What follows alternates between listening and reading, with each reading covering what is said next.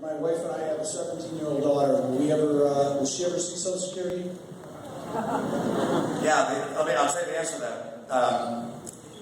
If President Obama stays president, I don't know that I can tell you the answer, but I can tell you this: if I'm president, I can guarantee you she will see Social Security. And the reason I say that, by the way, congratulations on having a 17-year-old daughter. I hope she looks like your wife. She's a very lovely person. Yeah, you married up just like me. All right.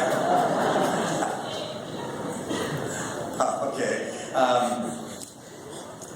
Social Security and Medicare are the two big entitlements.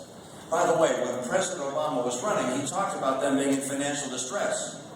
He's been in office 3.5 years and hasn't proposed a single serious solution to solve their challenges. Isn't that amazing? I mean, can you imagine being president of the United States, having this looming challenge, $62 trillion of unfunded promises, and making no proposals to fix them? He actually put together a commission, by the way. You heard this about the Simpson-Bowles Commission. They came together, Republicans, Democrats, they worked on this. They worked and worked. They came out with a proposal. He swept it aside. I don't know that he even commented on it. I don't recall the comments, but he didn't act. And so I have a plan that saves Social Security. And I know that he will demagogue it, most likely, and say, oh, Romney's going to change Social Security. Well, let me tell you, no changes for people 55 or older. All right, so it stays the same for people 55 or older. For your daughter, 17, I would make it different. One, I'd make the retirement age a year or two older. All right, that's number one.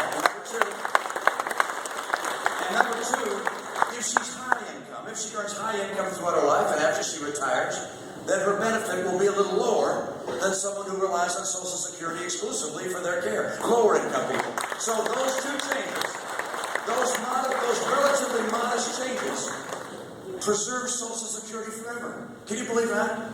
I mean, when I say forever, I'm not millions of years, but for 100 years. Actuarially, those small changes make sure Medicare survives for your daughter. I mean Social Security. I said Medicare. Other changes on Medicare, which I've also outlined in my little book that this gentleman spoke about. I have laid out plans to get these programs solvent permanently, so that the next generation can count on this safety net. It's important. We've got to do a better job to make sure that not only do we care for current retirees who do need our help. I was on the phone today with someone named Mabel. And just spoke with her at a telephone town hall. She and her husband are relying exclusively on Social Security. That's their only source of income. She said they get $2,000 a month. And she said gasoline and medicines and food and housing on $2,000 a month is just impossible. I'd like to help our current retirees. But I also want to make sure that the retirees in the future will know that Social Security and Medicare will be them. And if I'm president, we'll get that job done. Thank you.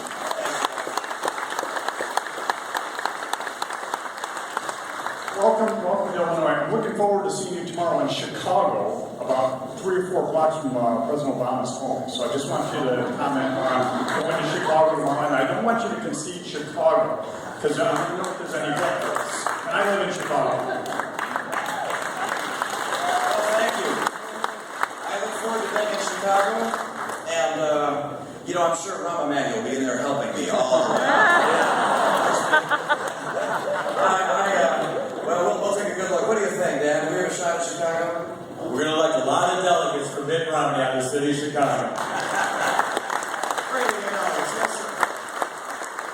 So even all of the other candidates have touted, complete repeal of Obamacare. Within Obamacare, something that's actually very important for my wife and I, it's education, the debt reform, where there's a cap of 10% that we have to pay out of an annual base, pay back. And if that's repealed, it'll be devastating for us financially. If you repeal Obamacare, what are you going to do for people like us who are saddled with debt because we want to be competitive by having master's degrees? Free market. I didn't follow all of that, but I'll learn a little bit more about your particular circumstance. But here's the deal that I believe. I believe exactly right. that you're going to be better off picking the insurance policy that's right for you and that has the features that you want and the benefits you want, that has the deductible you want, that for instance covers the things you want to have covered, as opposed to having government bureaucrats and politicians who, by the way, get lobbied. They get lobbied by various interest groups. Oh, we think all policies should include the following treatments. And then they say you have to include all those things in your policy. And by the way, you then get stuck with the bill to pay for that. So what I'd rather have you do is be able to choose the policy of your choice. One, if you want this comprehensive, covers everything, or something perhaps that's just dealing with the most catastrophic care. You might want to have a health savings account. You might decide to choose what's right for you. And by the way, one change I'd like to make is that if you want to buy your own insurance, rather than having to get it through your company or employer, that you're able to own your own insurance. And you get the same tax break that you get if the company buys it for you. So,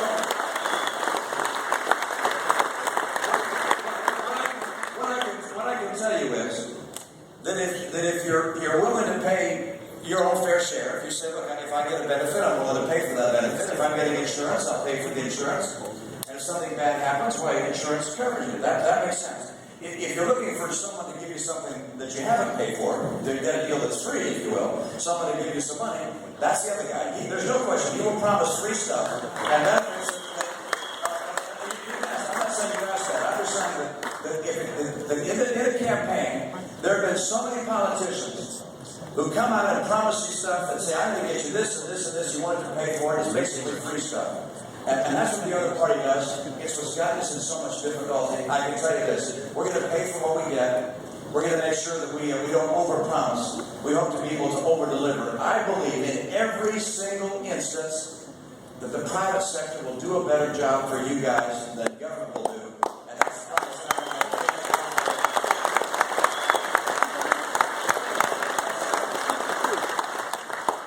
yeah, sure. Get a black shirt on there. Hi. I work in education right now, and that's pretty much the foundation for, how you got here, everybody got here from education, how they got their jobs. I mean, everybody sitting down. Did you actually sit down and plan out anything about education right now? Right now, I don't think It's in education. Those who didn't hear the first of this question, and did I sit down and plan something in education? And the answer is yes. And I see we're almost at the 140-degree point here, so I'm gonna stop with this question and then make a couple more comments. But first on education, you're absolutely right. We got here thanks to good education, great values, wonderful parents, a strong economy, and a nation with enduring values. Education is a big part of that.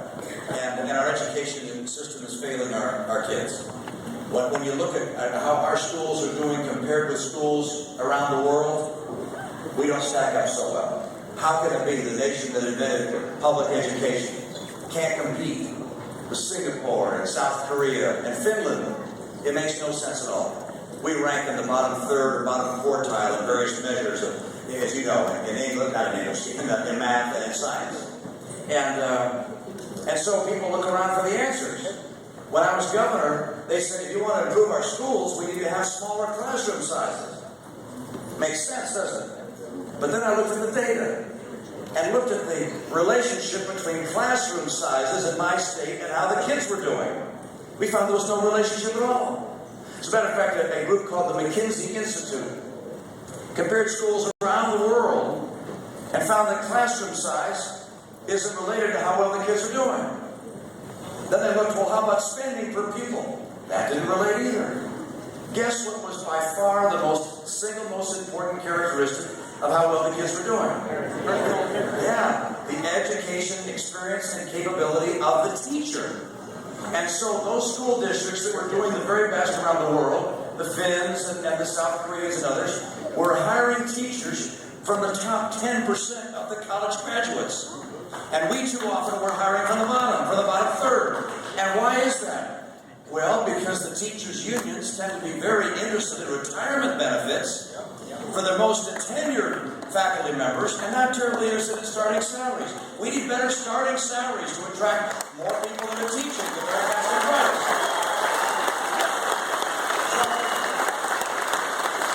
And by the way, I like competition. I like, charter schools and parochial schools, and a chance for people to have choice. In my state, I get to brag for just a second. In my state, it wasn't just me. My predecessors back in 1993 went through education reform. They said to graduate from high school in my state, you have to pass a graduation exam in English and math. And then when I was governor, I had science as well. You have to pass an exam. If you don't pass that exam, you can't graduate. By the way, I had something else. If you graduate among the top quartile who take that exam in my state, you get a 4-year tuition-free scholarship to any public institution of higher learning. So that's a big incentive for kids to do well. And we test our kids every year in school to see how they're doing. And if a school district is failing, the state can take it over. And by the way, we're authorized to eliminate any item in the contract with the teachers' union that's interfering with the education of the children. So we put in place charter schools. We fought for charter schools and got them. And what's the result of all this? The result is that now, by the way, there's a national exam called the NAEP exam, where we test 4th graders and 8th graders, each in English and math. And my 4th graders, #1 in English. 4th graders, #1 in math. 8th graders, #1 in English. #1 in math, of all 50 states. This hasn't happened before. That these principles work. I'm convinced that it's time for us to have people who will stand under the federal teachers' unions and put our kids first, and I will. Guys, I want to thank you. I want to thank you for your generosity. I want to underscore something. When this nation was founded, there was brilliance and I believe inspiration when the founders said that the rights that we have were not given to us by government, but instead by God. And that among them are life and liberty and the pursuit of happiness. We are a free people pursuing our dreams. That has made us what we are. And this president and his friends are slowly but surely taking away our economic freedom with higher taxes and greater regulation. Piece by piece, they're taking away the very freedoms that allow us to pursue our dreams. If they continue on this course, they will change the very nature of America. It is time for us to restore the principles that made us the hope of the earth, and with your help, I'll get that job done.